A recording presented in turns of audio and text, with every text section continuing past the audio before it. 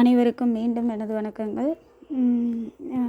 இன்னொரு கட்டுரை இது திருப்பாவை எழுதிய ஆண்டாள் பற்றியது. ஆண்டாள் என்ன சொல்கிறாங்க, திருப்பாவையில் எப்படி விரதம் இருக்கலாம் அப்படின்ற முறைகள் எப்படி சொல்கிறாங்கன்னு பார்க்குறது தான் இந்த திருப்பாவையில் விரத முறைகள் அப்படின்ற மாதிரி இந்த கட்டுரை. இதில் சரி, கட்டுரைகளே போயிடலாம். திருப்பாவையில் விரத முறைகள் முன்னுரை. சூடி கொடுத்த சுடற்கொடியாகிய ஆண்டாள் மார்கழி மாதத்தின் 30 நாட்களும் விரதம் இருந்து தான் மனதில் நினைத்த திருமாலையே மணந்து கொண்டாள் என்பதும் அனைவரும் அறிந்த செய்தி. அத்தகைய ஆண்டாள் தாம் மார்கழி மாதங்களில் நோன்பிருந்த விரத முறைகளை திருப்பாவையில் சுட்டியுள்ளார். அதனை பற்றி ஆராய்வதாக இக்கட்டுரை அமையும். நோன்பு நோர்க்கும் நாளும் இடமும். இன்றைக்கு மார்கழி மாதத்தின் பௌர்ணமி நாள். நாம் விரும்பிய எல்லாவற்றையும் அவ்விறைவன் தருவான். ஆதலால் உலகோர் அனைவரும் புகழ்ந்துரைக்கும்படி நோன்பு நோற்பதன் முதல் படியாகிய நீராடுவதற்காக வருவீர்களாக என நோன்பு நோர்க்கும் நாள் பற்றி ஆண்டாள் கூறுகின்றாள்.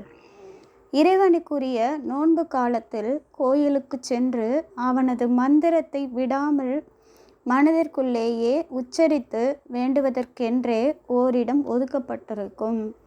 ஆண்டாளும் மார்கழி மாதத்தில் நோன்பு நோர்க்கும் இடத்தை சிறுமிகள் அனைவரும் அடைந்து விட்டதை, புல்லின் வாய் கீண்டானை பொல்லா அரக்கனை கிள்ளி களைந்தானை கீர்த்திமை பாடி போய் பிள்ளைகள் எல்லோரும் பாவை களம் புக்கார் என்றவாறு திருப்பாவை 13வது பாடலில் சுட்டுகின்றார். அடுத்து நோன்பின் விரத முறைகள். நோன்புனாலே இதுதான், விரதம்தான். நோன்பின் விதிமுறைகள். திருமாலை விரும்பி மணந்தவளாகிய ஆண்டாள் தான் நோன்பு நோற்ற காலத்தில் தனக்கு துணையான தோழியரிடமும் நோன்பு நோற்பதற்கான விதிமுறைகள் சிலவற்றை கூறுகின்றார்.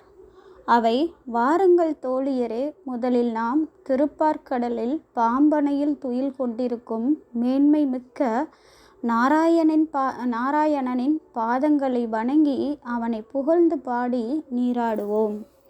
நீராடிவிட்டு இல்லாதவர்களுக்கு அவர்களின் குறை போக்க தானத்தையும் ஞானிகளுக்கு தேவையான பொருட்களையும் அவர்கள் மன நிறைவு கொள்ளும்படி கொடுப்போம். நெய்யையும் பாலையும் உண்ணாது தவிர்ப்போம். கண்களுக்கு மை எழுதாமல் இருப்போம். கரிய குழலில் மலர் அணியாது தவிர்ப்போம்.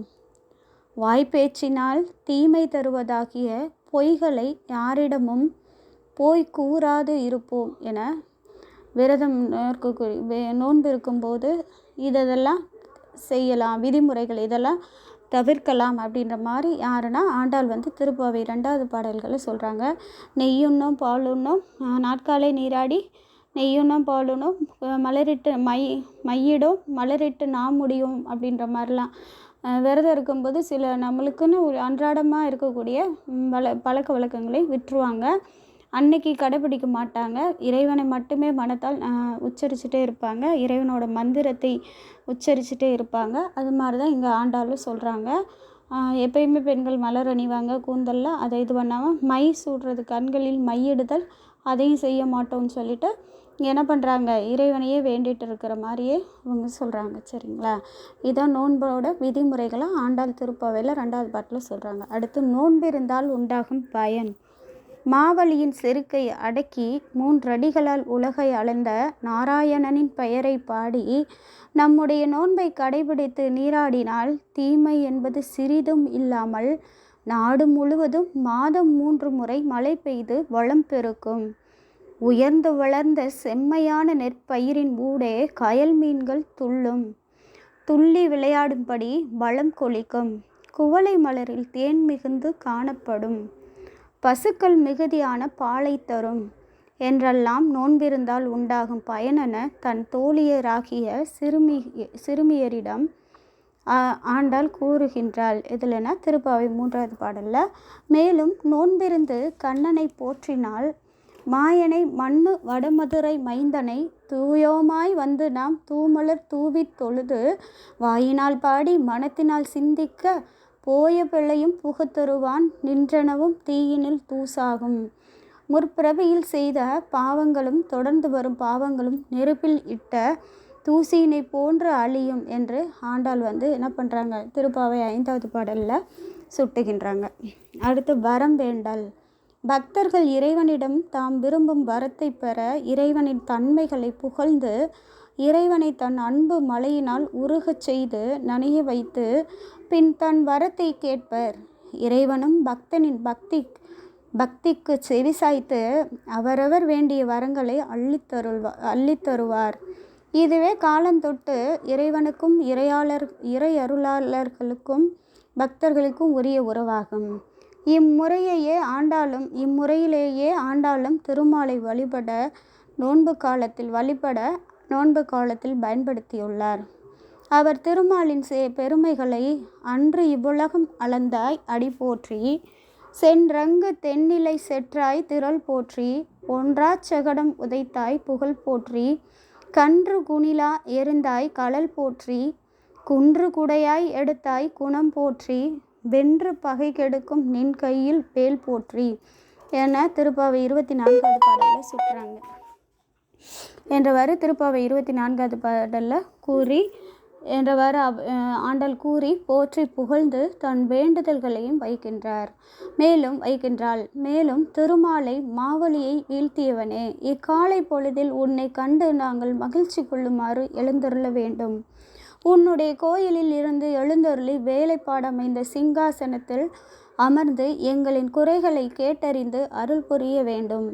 மார்கழி நோன்பு நோக்கின்ற நாங்கள் மகிழ்ந்து நீராடவும் தாமதம் செய்யாமல் மழை பொழிவாயாக என்ற தன் வரத்தை வேண்டுதலாக வாழ உலகினில் வெய்திடாய் நாங்களும் மார்கழி நீராட மகிழ்ந்தேலோர் எம்பாவாய் என திருப்பாவை 4வது பாடலில் என்றவாறு சுட்டுகின்றார். வேறொன்றும் வேண்டாம். மேற்கண்டவாறு தன் வரத்தை இறைவனிடம் வைத்த ஆண்டாள் மேலும் இறைவனிடம் இன்றைக்கு நாங்கள் உன்னை வழிபட வந்தது உன் அருளை மட்டும் பெறுவதற்காக அல்ல, நாராயணா, 7 பிறவிக்கும் நீ எடுக்கும் அவதாரத்தில் உன்னோடு உறவு உடையவர்களாய் இருக்கவே விரும்புகின்றோம். உனக்கே அடிமை கொண்டு பணி செய்வோம். இவையன்றி வேறு வரமேதும் எமக்கு வேண்டாம் இறைவனே என ஆண்டாள் இறைவனிடம் கூறுகின்றாள்.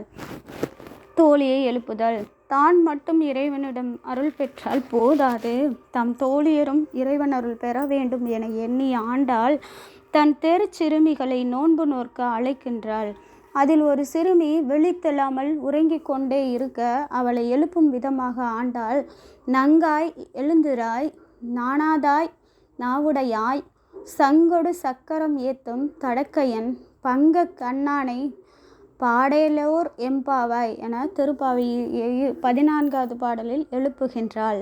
மேலும் மல்லர்களை வென்ற தேவர்களுக்கெல்லாம் தலைவனான கிருட்டிணனை பாடி பரவினால் அவன் நான் விரும்பி கேட்டதை நிறைவேற்றுவான். நாங்கள் சொல்வதை ஏற்று புறப்படுவாயாக. சிறுமியர்கள் அனைவரும் வந்து விட்டார்கள், வேண்டுமானால் வந்து எண்ணிக்கொள். வலிமை மிக்க யானையை கொன்றவனை, பகைவரை போரில் வெல்லும் திறமையுடையவனை, மாயம் செய்யும் கண்ணனை பாடுவதற்காக நீ விரைந்து வருவாயாக என்றெல்லாம் கூறி அச்சிறுமியை அழைக்கின்றாள் ஆண்டாள். திருமால் வீட்டாரை வேண்டல். திருமாலை துயில் எழுப்புவதற்காக ஆண்டாள் அவன் வீட்டு வாயிலில் நின்று வாயில் காப்பவனை கதவை திறக்க கூறி வேண்டுகின்றாள்.